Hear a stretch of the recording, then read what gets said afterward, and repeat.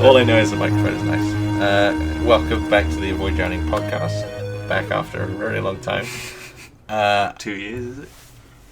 About that. May as well use the Avoid Drowning podcast as a vehicle for whatever it needs to be. I'm joined with Adam. Hello. Who recently co-commentated with me on episode 3 of the Doctor Who Adventure Games Let's Play, which is also back. There's Very a exciting. lot of demons from my past coming back. So we thought we'd talk about Series 9 of Doctor Who, which just finished. Because we like Doctor Who. Yeah. You like Doctor Who? I certainly do. And I Series like Doctor 9 Who as well. is as good as it gets. So we'll just talk through each one. Yes. Okie dokie. Does this ever annoy you that the Christmas specials are frequently listed in these lists as the first one? Well, it doesn't annoy me, but I do think like Last Christmas, as is the first of Series 9, in my eyes, is the last of Series 8. Especially seeing as now it airs later on. So if it's okay, we shouldn't talk about Last Christmas.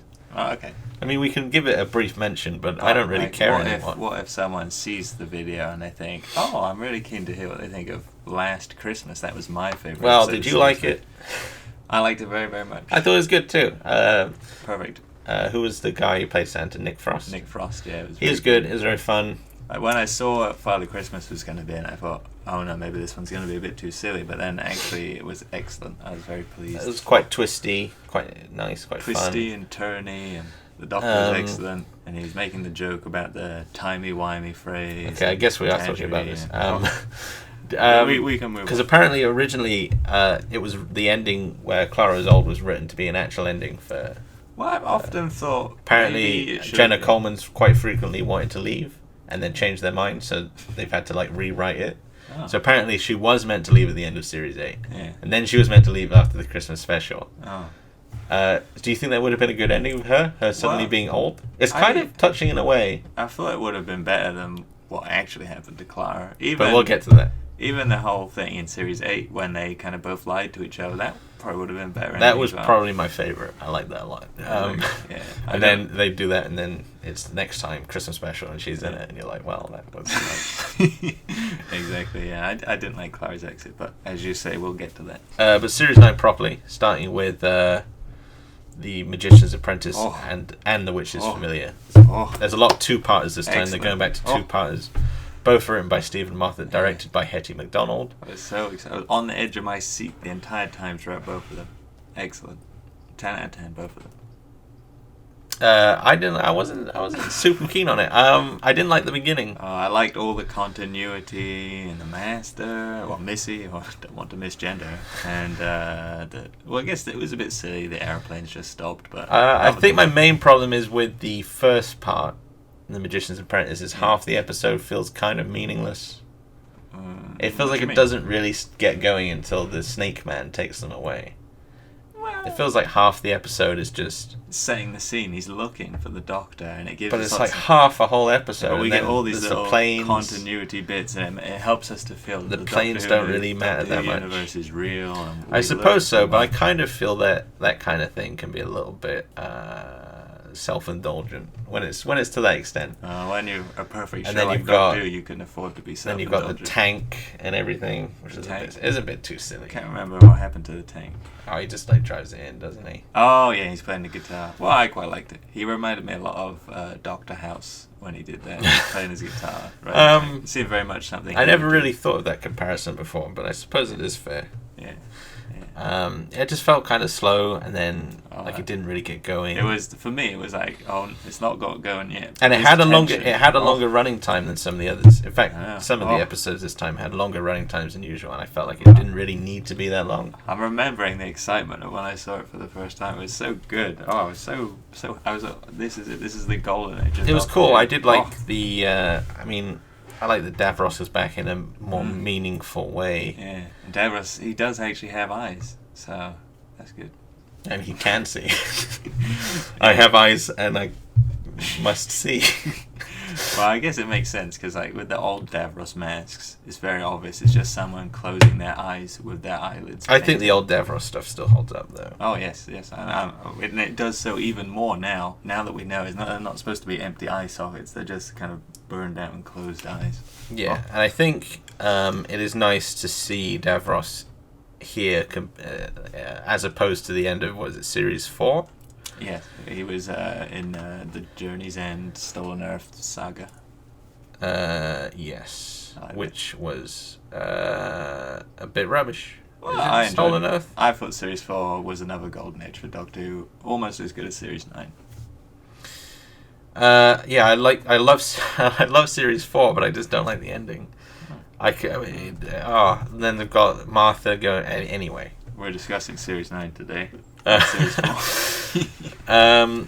Yeah, it was nice to see like more of like a proper Davros story rather than a Russell T Davies huge epic finale I thought type it was thing. a real story last time, but it was an even better story this time. You actually get to see. Did they change his mask, by the way? Because it felt more like a more realistic version of the old design of his mask, with like a little bit. I feel like they probably did because it needed more functionality. Because Davros was actually had like a proper role this time, with the wires and stuff. He had a proper role last time, but I think I am just quite conscious of when it feels like episodes overrun. Because I also got quite angry at the most recent series of Community for the exact same problem. I've not seen Series 6 yet, so I think is it the Yahoo one?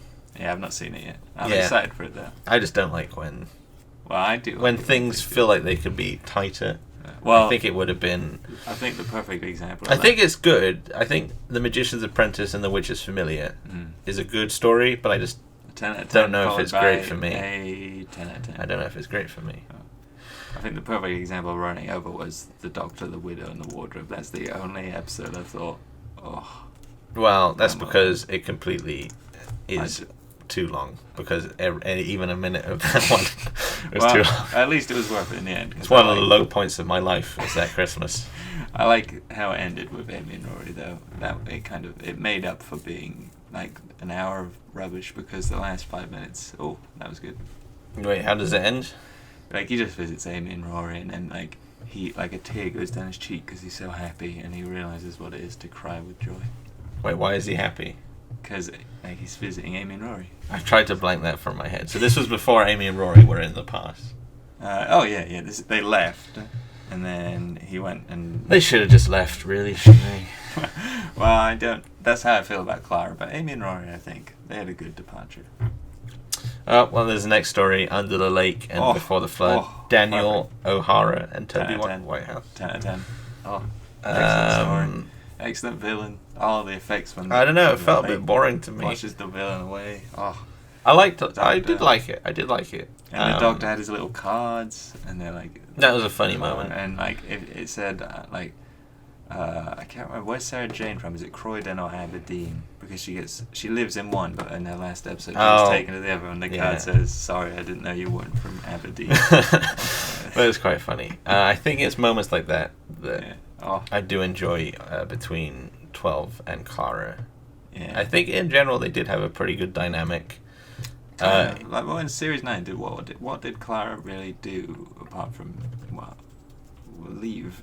She did a ton of stuff. In this one, she helped rally the people who were left behind in the second part before the flood. In every episode, it was the Doctor did everything, and Clara kind of just told him off while he was doing it. That's often the case with a lot of things.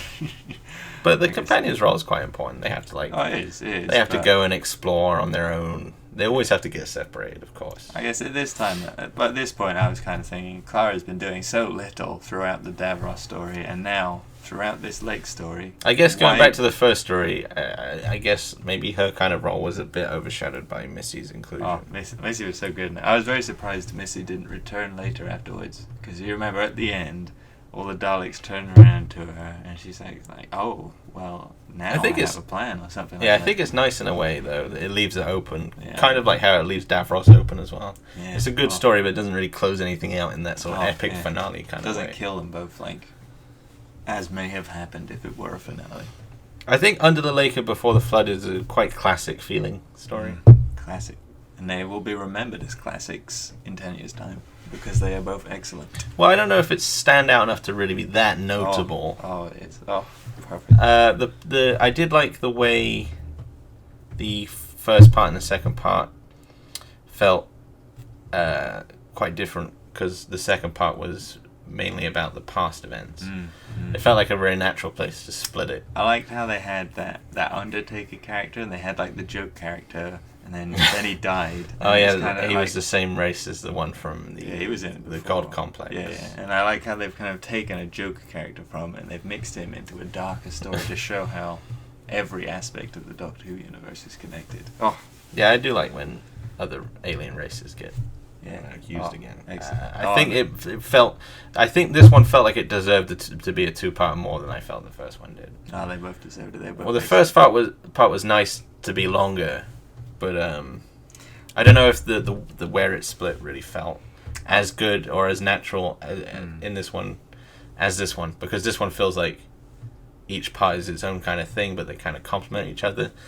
Whereas the first time, I mean, it was rebroadcast after they were both shown as a whole. It almost feels like maybe Stephen Moffat was writing it in like a Sherlock kind of style, perhaps. Maybe. Deliberately making it more long form.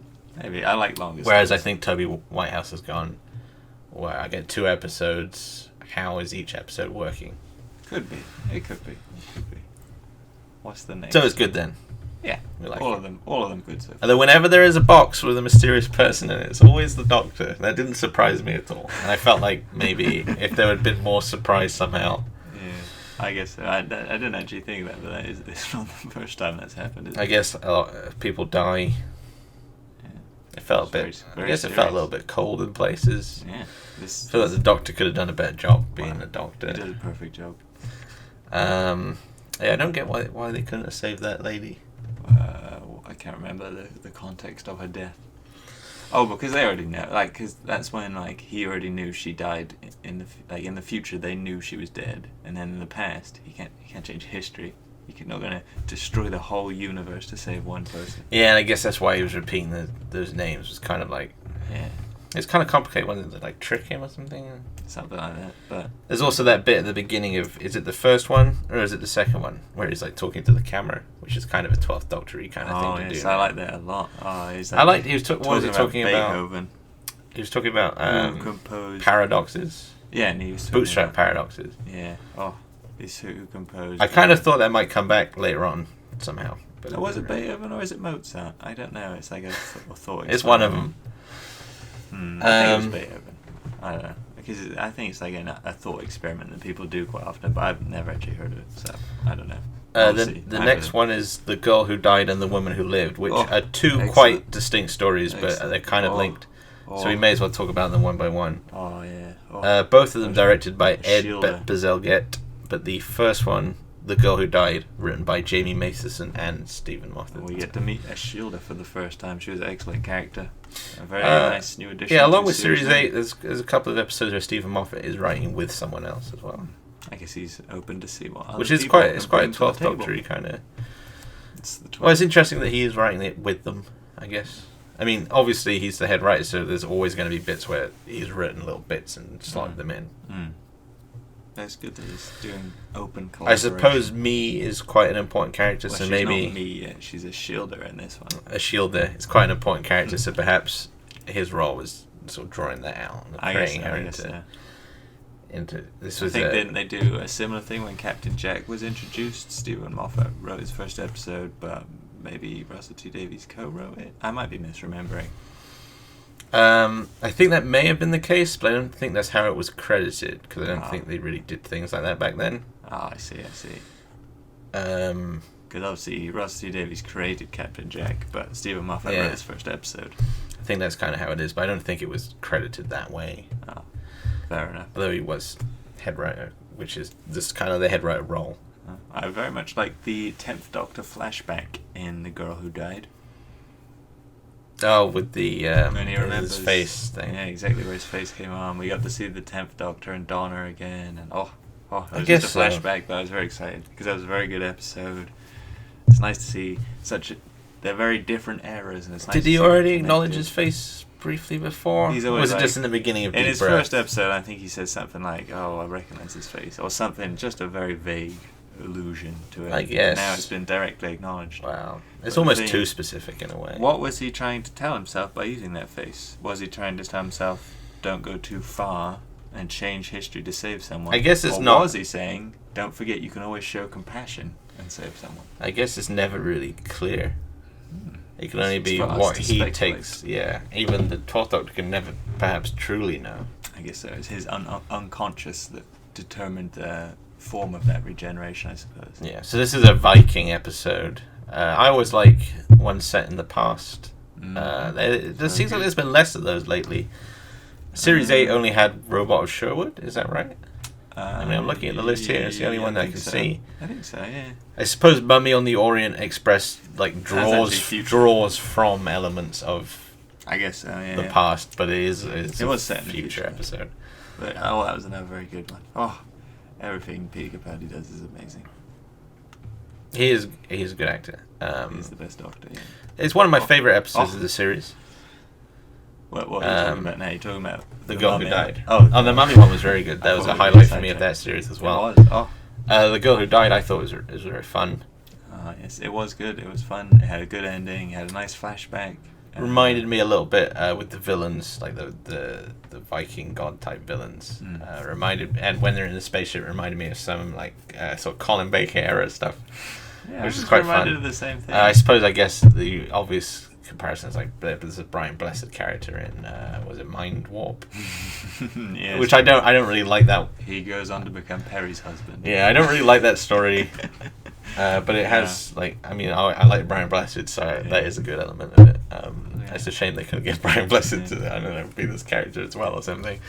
Yeah, I thought during The Girl Who Died, the Doctor, like those space Vikings are gonna come and invade the real Vikings and kill them all. And like the Doctor's like, well, what can I do? You've got yourself into this situation. I can't do anything. And Clara's like, oh, that's not what you do, Doctor. Oh, you can do anything. And I suppose in a way, it's a slight foreshadowing to the fact that she has too much faith in him, which is ultimately. Yeah, I guess she is like quite a lot. It's kind of a good sign that Clara's faith in the Doctor is too strong. I thought it was very fun, this episode. It was very good. I like a lot of the Viking jokes when he's like training them up. And then the ending, the way they win is a bit silly, but it felt kind of fun. How did they win in that? I can't remember. Oh, it's almost like he has like a trap plan for them, and then they like steal the helmets, and they like change the helmets so they see what he programmed them to see. Oh, yeah. And then he records it, and friends have put it on space YouTube. Yeah, something like that, and then like everyone's there humiliated. It was a bit Sarah Jane Adventures, but I don't know. I thought it was fun. I liked it.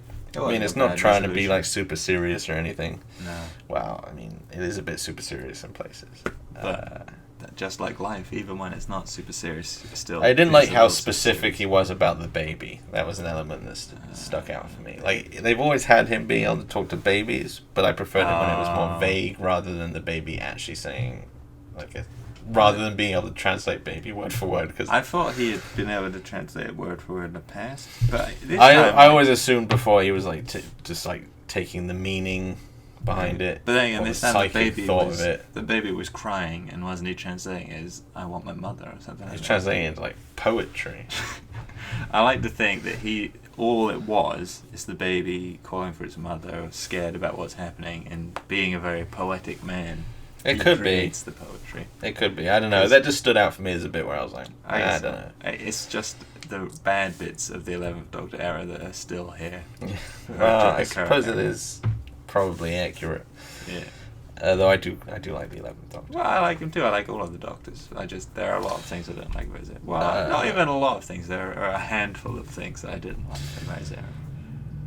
Then there is The Woman Who Lived, which is the second part. Oh, excellent. Continues Ashilda's journey into immortality. Episode when I thought, why is Clara even here? Written by Catherine Trigano. Like he said, Clara's got to teach them karate today.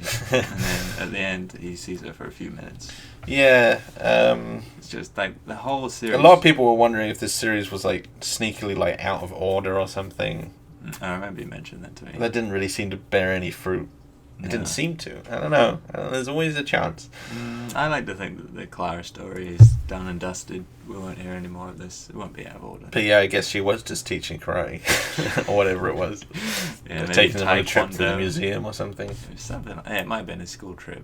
I don't know. Oh yeah, you said she's taken the Year 7s somewhere? I don't know. She wasn't. Even though That's not how time travel So, works. So The Woman Who Lived is episode 6. Clara does basically nothing in The Magicians Apprentice. this is like The Witch is familiar. I can't even remember what time this is set in because it's one of those weird amalgamations of like the past, the way it's written. You got like the big manor house, but then you also got like a town that seems like actually medieval. It did seem a bit like that, but I think it's set in the 1700s. It's a bit confusing. I think 1700s / early 1800s. Basically, she's like a highwayman who's trained her voice to sound like a man. Yeah. When she wants to. It was a little bit silly, I thought, because like, yeah, she's had thousands of years to kind of train herself to do things, but like it's actually impossible to just transform your voice into a man's voice. Maybe she built some kind of voice modulator and that's what she meant. I hope so. She should be quite clever, I suppose. I guess, but like, isn't it kind of, if she's invented this high level of technology, isn't it not a little selfish to just think, oh, I'll just keep it to myself? I've invented electricity and I can use it for my own means, but well, she is a little bit selfish, isn't she? I suppose she's that's kind of the whole point of this morally episode. Ambiguous character. She does some quite bad things in this episode, I would say. Although I think the Doctor was a bit mean, not agreeing to take her somewhere. Yeah, he doesn't necessarily have to let her travel with him. He could just take her somewhere is this the in first space, where she could live a more happy life. Yeah, somewhere like where there's a species of alien that live for hundreds of years, so it won't be like she gets to know someone they're dead very quickly. Yeah, it seemed a bit needlessly cruel. Yeah, it kind of is his fault. Is this the first time? I can't really get behind his actions in this. I did also think that, but I guess I can understand his perspective, but I don't think it's justified. Would you like a jelly baby? No, thank you. We have some jelly babies here. Not many, I've already eaten. Very appropriate. Although I don't think there were any jelly babies in Series 9. Unlike Series 8. Yes. He has them in a cigarette case, doesn't he? It was very good. Yes, I remember that was good. That was Mummy on the Orient Express section. Did you like the lion thing? The lion thing, which one? In The Woman Who Lived. The bad guy. The lion man. Oh yeah, I forgot about that actually. See, yeah, it's not very good, is it? That whole plot was not really the focus. Well, the thing is, I think that the writers have been given the rule every episode must have a monster, and so the story of that as I see it, is he comes to see Me, as she's now called, and she's become more morally ambiguous, and he's kind of concerned about her lifestyle. We see a bit of her lifestyle. She interacts with that band. Yeah, that's the point of it, really. But I didn't even really understand what was happening. That they always have to have a monster. That's why the lion thing is. I didn't even quite understand what was happening, or why their plan, what their plan was, or how it failed. No, but it's something like they were sucking the life out of that like lovable thief, and then she made him immortal. So well, except he wasn't immortal because his thing was used to stop the thing, so it might give him an extended life, but wouldn't match the immortality of a shield. Maybe. It's kind of a non-episode for me. I guess it served its purpose, and ultimately it did prove to be have a point to the series as a whole. I loved it. Another 10 out of 10. How many 10 out of 10s in a row?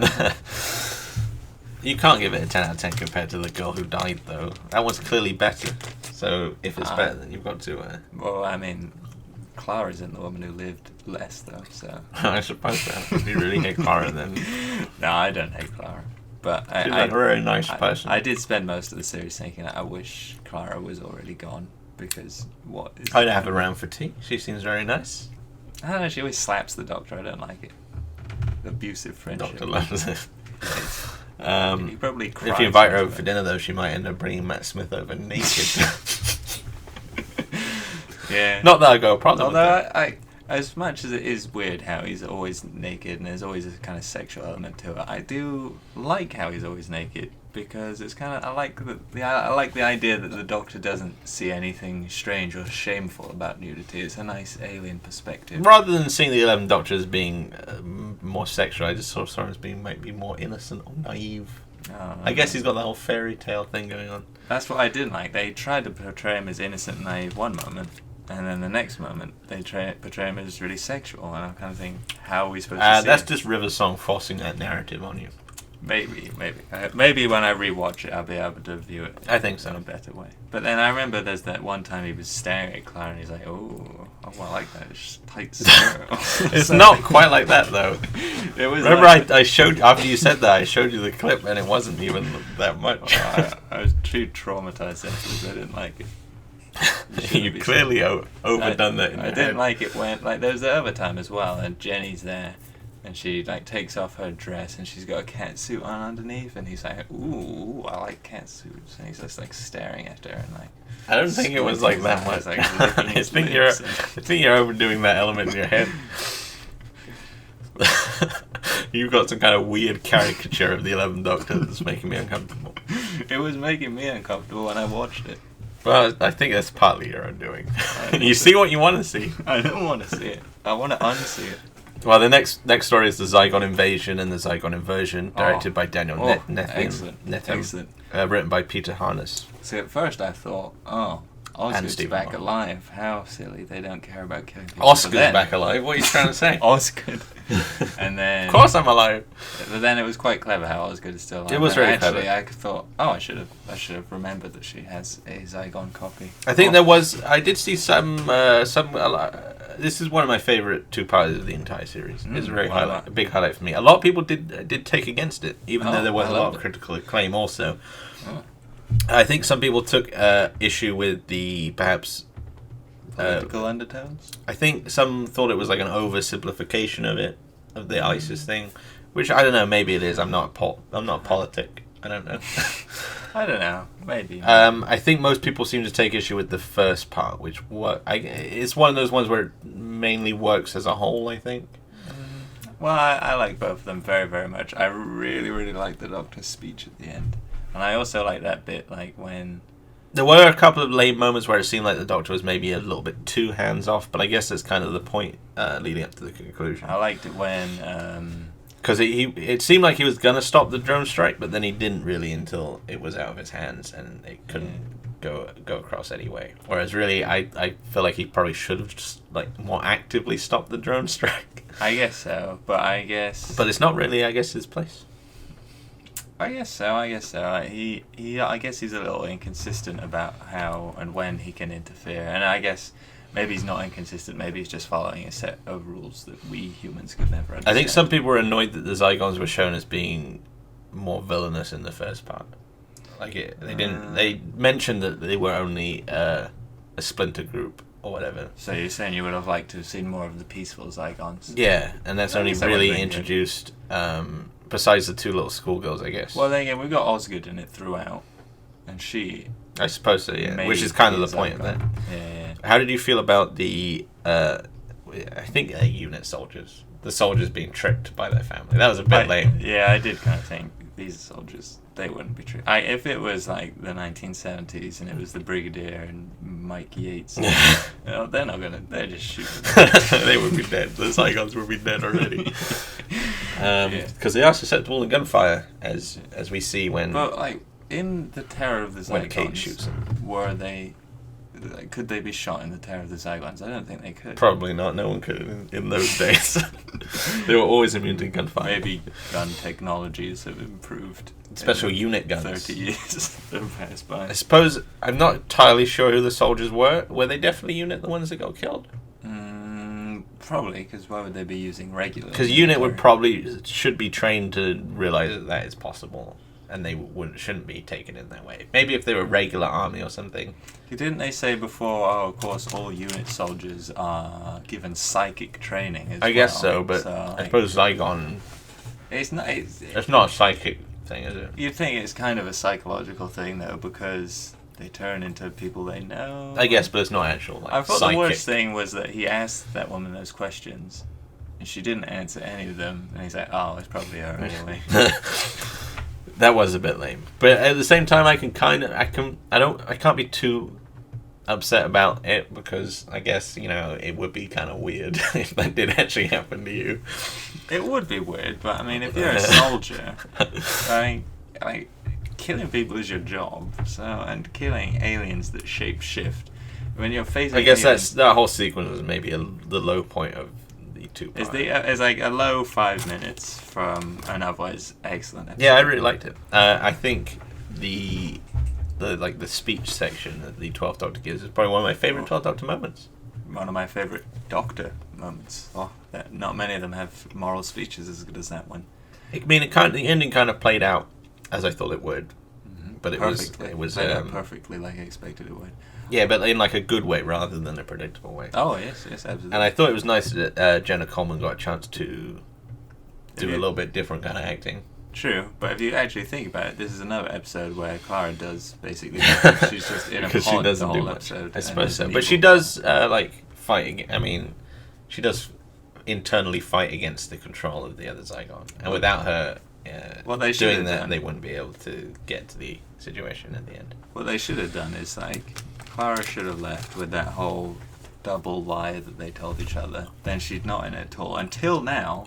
He's like, oh, Clara's back, excellent. And then you find out, oh, it's just a Zygon copy of Clara. That would be kind of interesting. That would have been a nice way to bring her back. I would kind of like it if they had more companions that weren't written out irrevocably, so that they could have them as sort of cameo appearances if they wanted, or little. Yeah, I might actually be now that Clara's left the show, I might be more upset that this probably means that William Russell will not appear as Ian in the Coal Hill School. Well, there is that spin-off. Oh, I guess so. I don't know how they'll do that now. Well, unless Clara. We'll save that. Yeah, maybe. Yeah, so it's good. It's a high point for me, the Zygon stories. And there's that one really, really good line from the Doctor where someone says, oh, maybe the Zygons could just live here in the UK, and he goes, oh, well, if the Zygons are living in the UK, everyone will think they're just there to steal the benefits. That's excellent. That was his. It was almost unusually political. Yeah, that line especially, I thought, wow. Because the BBC aren't allowed to ever They're meant to be have a political stance, are they? And him saying that is kind of but they are criticism of those who say that foreigners are here stealing the benefits kind of thing, so... I think it was nice to see Doctor Who tackle something maybe a little bit harder, it's more of a Star Trek thing to do, and I wish Doctor Who did it more often. I think it was a good step up to the plate. Then there's Sleep No More, directed by Justin Molotnikov, written by Mark Gatiss. This is one of the. Is it Gatiss or Gatiss? I always say it wrong. I don't know. It was written by Mark anyway. Starring his friend, who was in League of Gentlemen. Yes, it was Reece Shearsmith, wasn't it? Yes. Yeah. I like him, and he was Patrick Troughton in An Adventure in Time and Space. Yes, I quite like him. He was. I mean, I like League of Gentlemen. I like League of Gentlemen too. Very funny. I like Reece Did you like Sleep No More? It was one of the 2 weak episodes of the series, but it was also. Wait, what was the other weak one, or have we not gone to it yet? We haven't gone to it yet. But it was weaker, but it was interesting. It was still very, very good because the ending, I was like, oh, the way that it was all found footage and. It did kind of because at first I was like, oh, it's just trying to be the paranormal activity and that kind of stuff, but it did kind of have a purpose in the end. It was all a trap for us. And in the end... So I did kind of appreciate that aspect. The Doctor didn't win. The villain won, and he turned all of humanity into dust monsters. Yeah. I think Mark Gatiss says that he would like to do a follow-up story in another series. I'd probably be happier if he didn't. I like because their follow-up story... It stands on its own, definitely. It'll probably be more of a conventional one when they follow it up, and then the day will probably be solved, and it kind of loses the dark, or the Doctor didn't win aspect that Sleep No More has, and it will kind of take something away from Sleep No More, I think, if they follow it up. Well, potentially. I think it was quite good for a Mark Gatiss episode. Sometimes I know he has a reputation for being bad. He doesn't have a reputation for being bad, but he doesn't necessarily have a reputation for doing fantastic ones. His stories are often very sort of by the book Doctor Who stories, because he's so familiar with it that he can do a Doctor Who episode. Yeah, I guess so. He knows how to do an episode that is Doctor Who. Oh, he did Robot of Sherwood. That was. I like that one a lot. He did, and before that was the Ice Warrior episode. That was quite good. I didn't like that one that much. It could just be a bit hit and miss, but always. He does his best. Always average, at least. Well, the good thing is when it's Doctor Who, the average is already above the average of what other programs. I thought the villains were maybe a little bit silly, and I'm not sure I still quite understand them. No, I don't. But I don't know. It did feel like maybe it was taking the Stephen Moffat thing of a basic kind of fear or thing and making it scary. Also, a bit ridiculous. It was talking about eye dust, and they look like creatures made out of sand or something. But That's not what people get in their eyes. They get like little mucus or something. I think it was mucus. It didn't look like it looked like they were made out of sand or something. That's what I thought. And they were called the Sandmen, weren't they? Well, that's because of the song "Mr. Sandman" about the dreams. I guess so, but maybe it's just how I was looking at it. But it looked like they were made of sand rather than mucus, and that to me seemed strange because I also don't quite understand how people sleeping less makes the creatures happen. I think it's something like those creatures would naturally happen if people didn't sleep, and sleeping is a defense mechanism. But you get it in your eye when you sleep.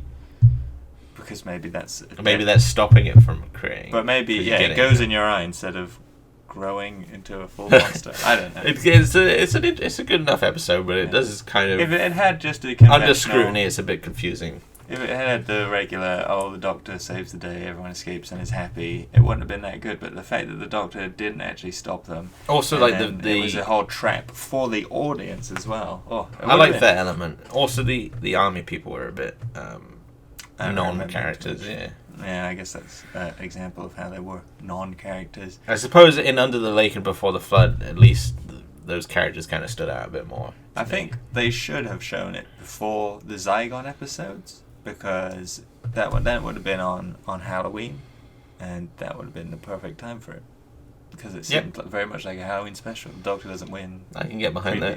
Aliens. I don't know why it was shown that way.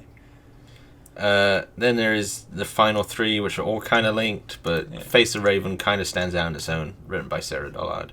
Face the Raven was also directed by Justin Molotchikov. Fantastic set design. Maybe that street. Oh, the street was very nice. It reminded me of Harry Potter. Yeah, I think a lot of people were saying that Diagon Alley and stuff. I mean, I don't even know that much about Harry Potter. I've only really read the first 2 books and seen a couple of films ages ago, but it still reminded me of it. So if you were a huge fan of Harry Potter, it probably reminded you of it even more. It was nice to see Riggsy return. I quite like the setting, like present day London kind of. I like it, but I would have liked it more if it was present day Bristol. Oh yeah, because Riggsy was originally in Bristol. I guess he moved to London to start a family. Why though? I don't know. It's only been like a year. It's probably because it's more convenient for it to be London. I also actually. And I guess the whole map thing with the big city kind of more of a London type thing. It's easier for there to be a trap street in London than Bristol, I guess. Yeah. But I wish they had the Doctor land in smaller towns more often.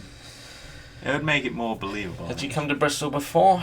Never. The only time I can think of is that 8th Doctor Adventure novel, Reckless Engineering, which is set partially where I used to live in Tottenham, and partially in Ashton Court. You ever been there? I may have done. I don't really know the names of places in Bristol. It's like a big green area. There's like a forest. You can go for a walk. Oh, well, I haven't been there, but the Manor House. The Manor House plays into it. Sounds like a very nice place. And it's like, I'm not really sure what was happening in that novel, to be honest with you, because it was set after another big thing had apparently happened, and time had been all messed up. I don't know. I think Fritz died at one point. And then he came back. Fritz dies in one of the novels anyway, and then they just like make another Fritz out of a machine or something, and then they're just fine with it. It was okay. It definitely wasn't as good as the other. As Flatline. The actual. That was a good one. So I guess we're getting a little sidetracked. Are we allowed to acknowledge the big events of the 3 episodes? Yeah. This is a spoiler cast. Oh, good. So go ahead. Well, like when Clara was killed, I was like, wow, Clara's dead. Wow. I thought it was surprising. Wow, they've taken a step up. They're being more serious. And I thought, while it was shocking... I kept expecting them to sidestep it, though. Well, I was like, are they going to be able to do this? Are they going to be able to do that? Mm-hmm. At one point, I even thought that just, like, facing the Raven and not running away would maybe even be enough to save your life. It's called Face the Raven, and everyone else had run away. I guess But she doesn't. I was like, maybe that'll be it. Yeah. Well, I did think it was very shocking. It was very distressing as well, because she's screaming in pain as she's dying as well. So, I thought it was kind of impressive, but I think in a way it was almost too preoccupied with that kind of stuff, whereas I think there was a pretty cool story in Face the Raven that didn't really get enough time. Yeah, a lot of people... the mystery element of it, the cool set design, all that never really came out enough. I guess so. Which I think is kind of a shame. I think it's a bit of a missed opportunity. Maybe. And then there was quite a bit of controversy about the conventional death won't keep a Cyberman. I don't know, humane death won't keep a Cyberman in line, because everyone thought that man running away was a Cyberman.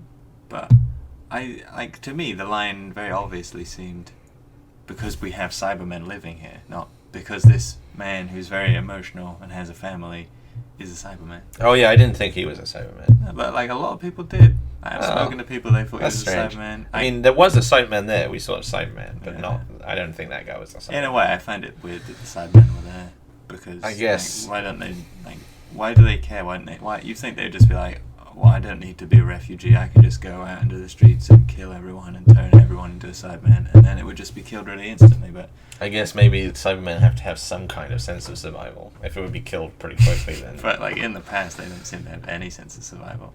They've always been like the jokes of the Doctor Who universe. I guess. Well, I guess you'd expect it to play out more like that Matt Smith episode with James Corden in it, the second one, where they're in the department store. Yeah. I like that one a lot. I like the James Corden ones. Yeah, he was a good character. What was that one called? What they should have done is Closing Time. Gareth Roberts. Yeah, that was a good one. Well, I don't know if it was a good one, but I like the character was a good character. It was an enjoyable one. Oh, that's the one that I thought it was very him. fun. It's the one that introduced that he can speak baby as well, I think. Yeah. Unless it was the one when he sees River Song when she was a baby.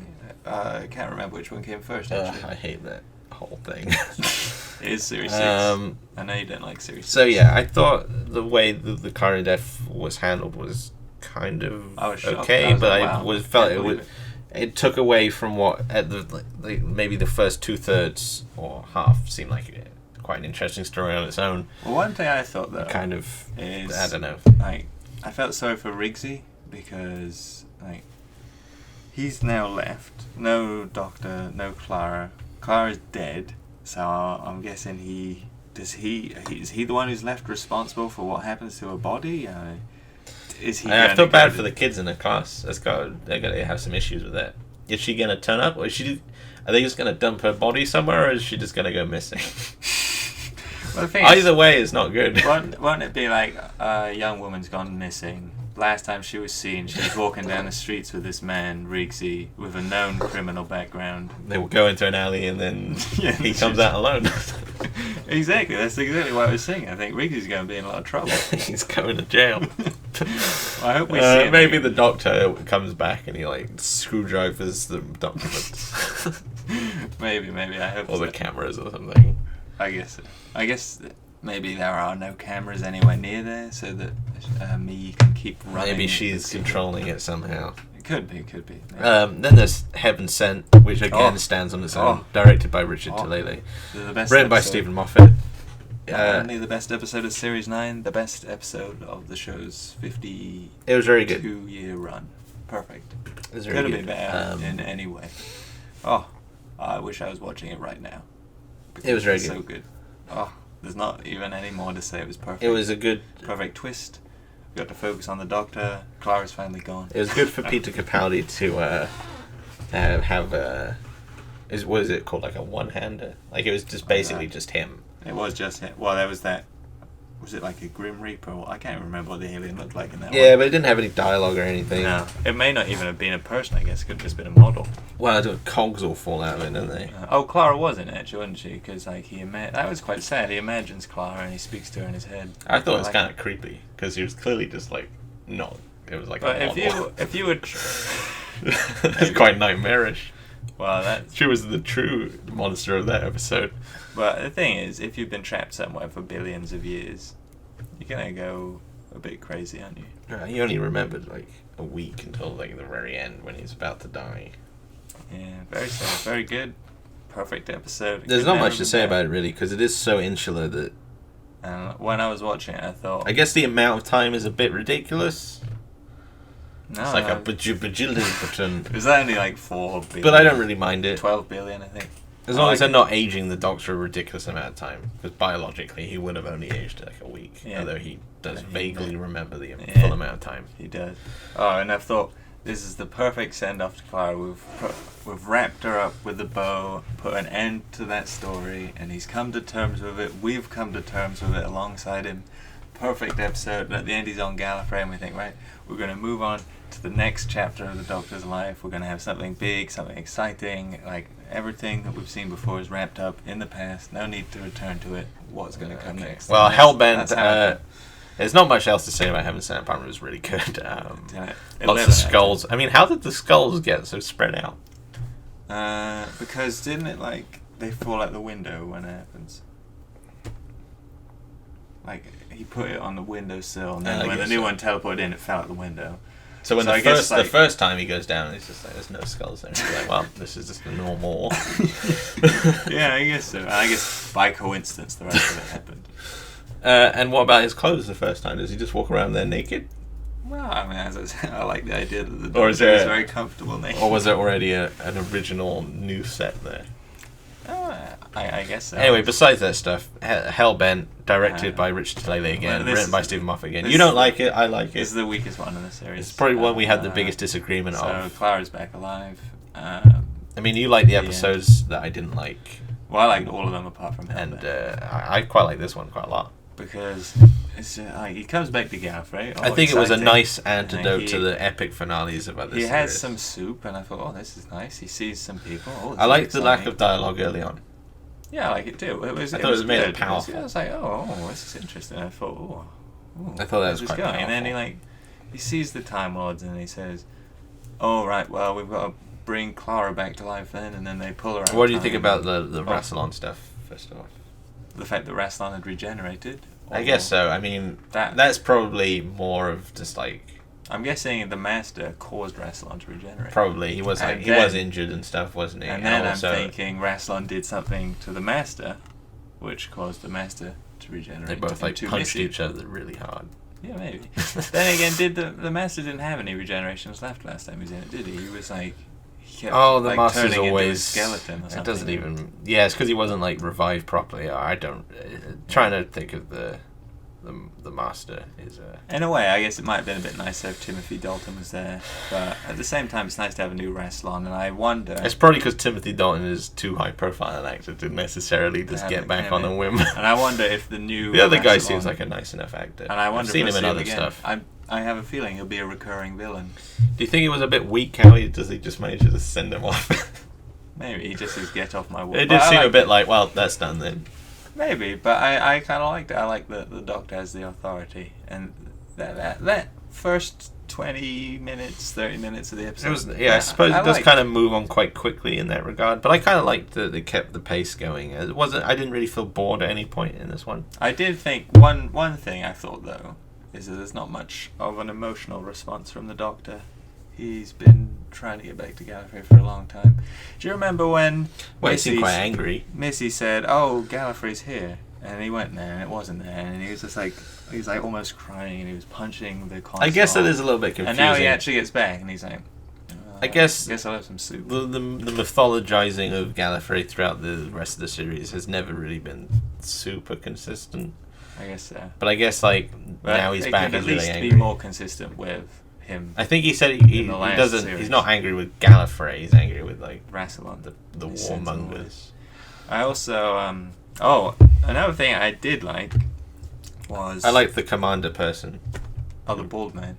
Yeah, and then he became a woman. Yeah. Oh, yes, a white man turning into a woman of color. Very good. Very good. Oh, I thought it was good. I thought the regeneration thing was quite good. Yes, and I kind of enjoyed that he was tricking them into thinking into the hybrid? The whole hybrid subplot was kind of annoying me a little bit. How he kept going every time there was anything remotely hybrid-esque, he'd be like, a hybrid.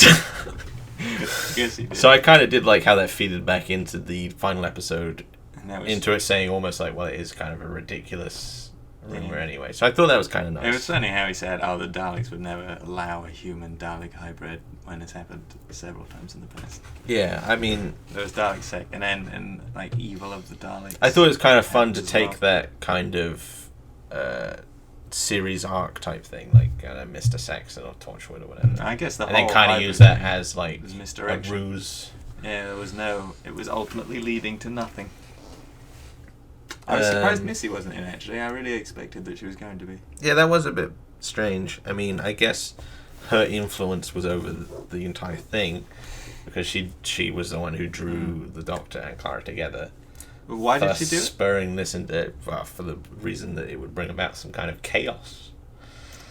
It's odd that she could have predicted it, really. Well, she did. It's the Master. I guess maybe if I guess she didn't predict necessarily something so specific, merely some kind of chaos. Maybe. It's in a way, it's a shame we never got to see Missy interacting with the 11th Doctor. Yep. Because obviously she was pulling the strings even when he was around. I suppose it is a bit of a shame. Yeah. Maybe when they do the next multi-Doctor story. Maybe. I think they did a comic, didn't they? Like the three Doctors or something with 10. It was actually the 4 Doctors, and you think, I guess it's the 4 new ones: Christopher Eccleston, David Tennant, Matt Smith, and Peter Capaldi. But it's John Hurt instead of Christopher Eccleston. It's a bit strange that they would do that even in comic book form. Where they don't need Christopher Eccleston to be there. Yeah, no, in a way, when I heard it was the 4 Doctors, I assumed it would be the 9th Doctor, and I was a little disappointed and less excited for it when I found out. Did you enjoy the, I guess a side arc, did you enjoy the 4? Have you read it? Oh, I've not read it. No. If Christopher I don't really keep up with the comics at all. No. But if the 9th Doctor I don't really like some of the art. Maybe I would have read it now, but no, it's just the War Doctor. It does put me off a bit. Even though I like the War Doctor. I do like him, but I felt sad that the 9th Doctor wasn't in Day of the Doctor, and now he's not in the 4 Doctors comic either. I want to see some more 9th Doctor stuff. Yeah. I thought to myself, when he wasn't in the 50th anniversary, I thought, well, maybe he'll be in 2015 when it's the 10th anniversary. I think he said he wouldn't be return, but it's not. He wouldn't be close to the idea. I think it just wasn't possible for the 50th. Yeah. I think he was vaguely interested. So you didn't like the Clara stuff? No. Clara shouldn't have been in there. Oh, Hannah's here. Yeah. Sorry. What are you doing? Oh, okay. Well, you asked a question. You can easily cut it after you ask that question, and I can respond as if there was no gap. What was the question? You said, so you didn't like the Clara stuff, and then the door opened. Perfect. Hannah actually timed it very well. Did you not like it? No, I didn't like the Clara stuff. Why? I guess it does kind of feel like in this episode there's a lot of strands and it never really hits on one complete thing. He spent the whole last episode coming to terms with her being dead. Now she's alive again. I guess it does seem a little bit pointless. He acts mean and out of character, and he shoots that other Time Lord. It is having your cake and eating it a little bit, I suppose. Is a good way to put it. Think of it this way: what was the point in Clara coming back? So Big Finish can do spin-offs. Maybe, but I mean, ultimately, you know they will. If it's possible. I hope they've got the Diary of River Song just come out. Well, actually, I like River Song more now, thanks to our latest episode. So have we got more to say about Hellbent first before we? I think we're odd. I like it a lot. You don't like it that much. I see where you're coming from about it making some of the death stuff seem a bit pointless, and I do hate my time being wasted more than anything. Well, I think there was a lot of fun to it. I like that they kind of realize that their relationship is destructive. I think that's acknowledging some of the flaws of previous seasons. I like that interpretation, but is it there? And I like Are you just reading that in because you think that would be a good story, or is it there? I think that's what. I think that all kind of comes, whether or not it's necessarily always in the other episodes. Well, I think it's definitely a part of it, but whether that was the intention, I think it's definitely called up here by the head writer. So they do have an unhealthy relationship. Clara has too much faith in him. And they both kind of realize that they have to go their separate ways. He cares too much about Clara, and I like that it kind of comes down to them testing their wills against each other as to who will forget it. And I did like the twist that she hadn't forgotten; it was actually him. And you think that it was the other way around. I did like how he was playing Clara's theme on his guitar. That was nice. It kind of ties it all together. And I do kind of like how it seemed like it was going to be like the Donna ending, and then kind of was not like that. Not just the Donna ending, also the Jamie and the Zoe ending. Well, yes. Although I think we can assume that Jamie later regained its memories. I hope so. And became a Time Lord. Maybe. I hope so. What happened to Ace? It's the biggest mystery. She was going to be in the Sarah Jane show, Yeah, I know. That's very sad. I always want to know what happened to Ace. Well, there are 3 explanations in the spin-off universe, aren't there? There's she either became a Time Lord, died in a nuclear explosion, or went to live in like 19th century France. I think that's all of them. Maybe there are more things. I need to know. Oh, and then the Sarah Jane show said she started a charitable Earth. Oh yeah. So there's four explanations. Maybe there are 4 aces. Just like a pack of cards. Maybe. Okay, there's the Christmas special that just aired. Oh, very good. I thought to myself, oh no, I don't like River Song very much. The Husbands of River Song, directed by Douglas McKinnon. I thought it was written by Stephen Moffat. Silly, and it was really. Well, good. it was silly. It was silly in a good way. Like, there's a bad. I was a bit concerned about the pacing at first. I thought it was being a little bit over the place, but I think it eventually kind of hit its stride in its sort of colourful, surreal, almost Joel Schumacher Batman in a way.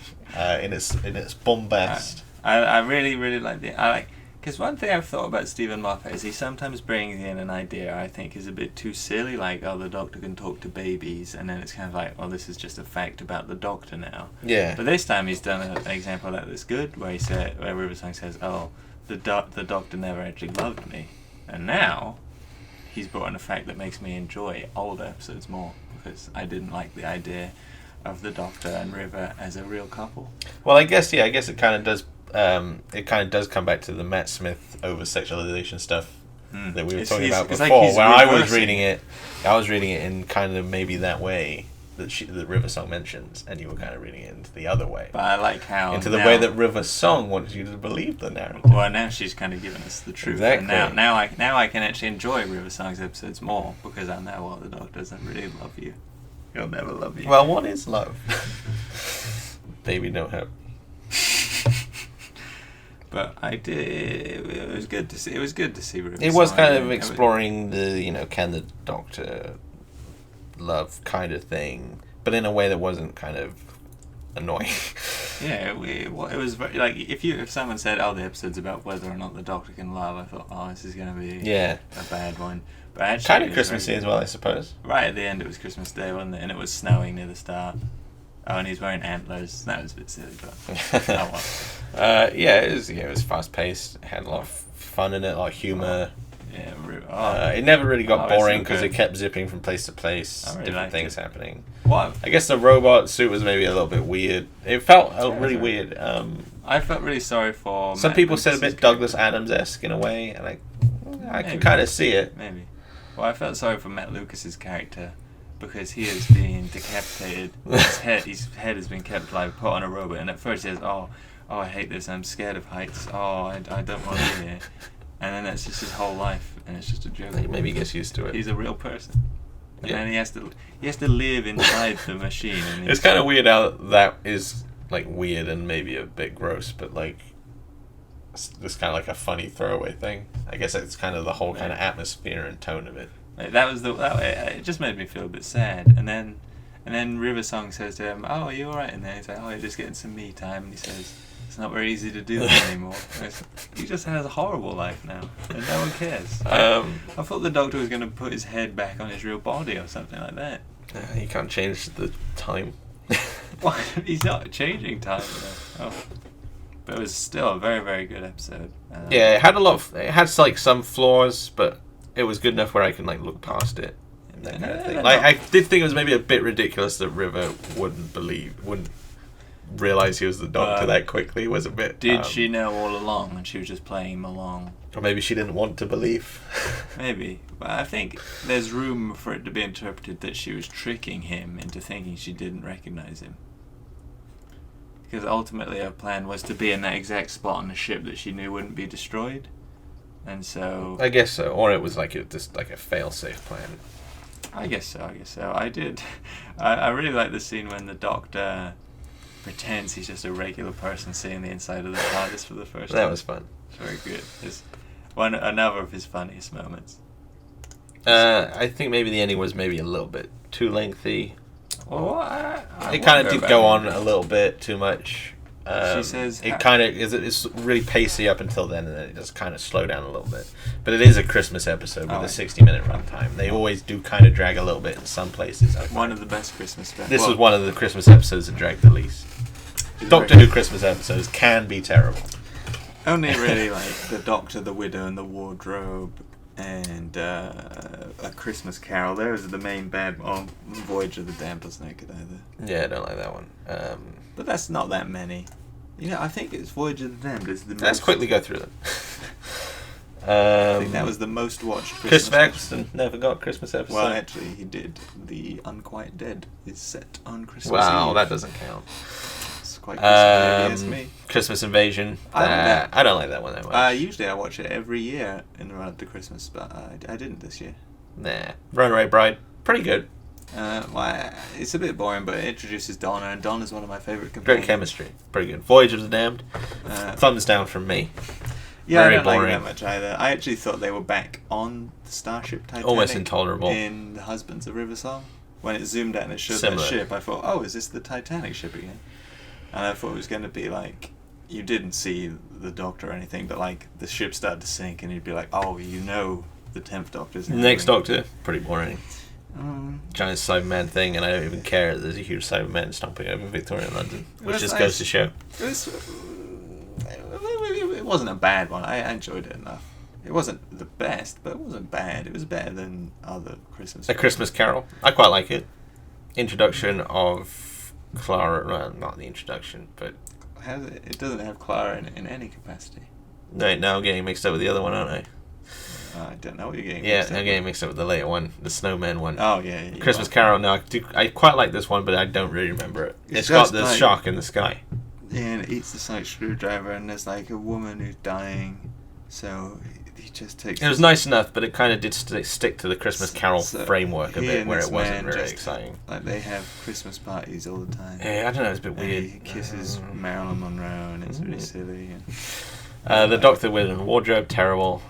Yeah, probably the worst episode ever made. Awful. Well, apart from that last 5 or 10 minutes, that was good.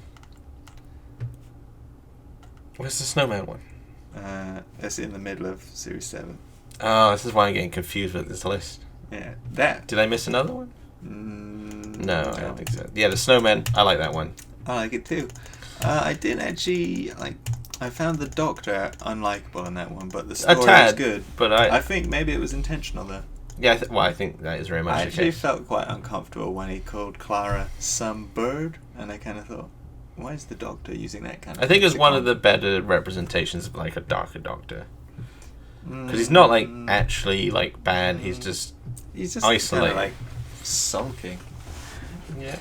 And then don't forget the next one is The Time of the Doctor. I like that one a lot. I liked it a lot too. Yeah, a lot of people say it was a bad ending, but I think it was a good ending. And there's the Doctor naked a lot of the time. I quite like that whole the name of the Doctor, day, night, and time. Although the name of the Doctor ends on... The name of the Doctor is a bit rubbish. It has a cliffhanger which is never resolved. Do you know why that is? Why? It's because the original idea for the Day of the Doctor was for it to take place entirely within the Doctor's own time stream. Oh, yeah. And for that to be the framework for it. So... That's why it ends there. And that's why, that's how, like, John Hurt and stuff would be in it. In fact, I think... It bothers me, though, because how do they get out of his time stream? What happened? I don't know. In a way, I kind of like it. Maybe Big Finish will give us the answer, and it'll be an audio adventure. He'll give us an answer for everything. Doctors. Maybe. It's dangerous to fill too many holes. Time of the Doctor, that was the good one. And then the next one was... Last Christmas, which we spoke about at the beginning. So, yeah, it was a pretty good Christmas episode. Not necessarily my favourite. But much better than I thought it might have been. I was a bit apprehensive. Well, because River Song's episodes, in my opinion, have been the worst ones. Like, Let's Kill Some Hitler. of the worst ones. Not necessarily because of her, just the whole kind of... Maybe it's the type of continuity she brings in, perhaps. It's normally... Also warps it in a negative way. Let's be silly, let's just flirt with the Doctor. Well, when you look at things like Let's Kill Hitler and stuff... Let's Kill Hitler is one of those non-episodes, similar to some of the elements I don't like from Face of the Raven, though not at all close to it, where it's not about the story itself within the episode, the killing Hitler thing. It's about the rest of it, and that's what's bad about it. The rest of it wasn't interesting. But perhaps it could have been if it was actually fleshed into being a good thing. Maybe. But it's self-indulgent in that way that it's too much about the the series plot overall. I suppose there are ways that it can be self-indulgent and be good, and there are ways where it can be self-indulgent and completely misfire. I think in some cases, because of River Song and her character and her relationship with the Doctor, it kind of always consistently brings in that kind of element to almost anything she's involved with. It feels more like just like a sitcom with innuendos. That's kind of why she's best in the first one, because she's not bringing like a whole lot of baggage into it. It's just like, oh, it's kind of interesting. And I was worried. Actually, it probably would have been best if they hadn't brought her back and it was just an interesting element.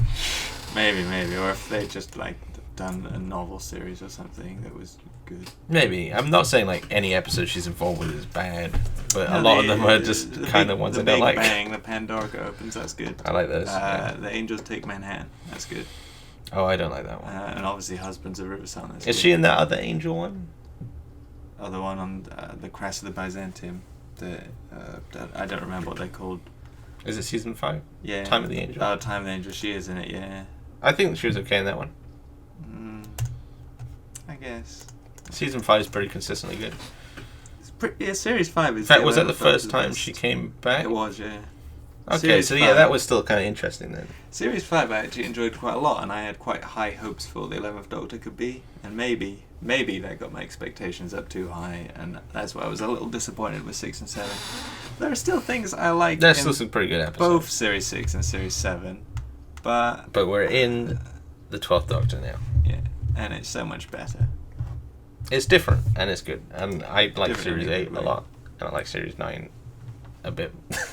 I like Series 8 a lot. I like Series 9 even more. It's like, Series 8 is 8 out of 10, Series 9 is 9 out of 10, Series 10 will be 10 out of 10. Well, I'm glad despite reservations that the Husbands of River Song turned out to be pretty good, and I hope I'm very glad too. they can continue some of that kind of vibe into the next series. Back to what we were talking about earlier, is the Husbands of River Song the finale of Series 9, or is it the first episode of Series 10?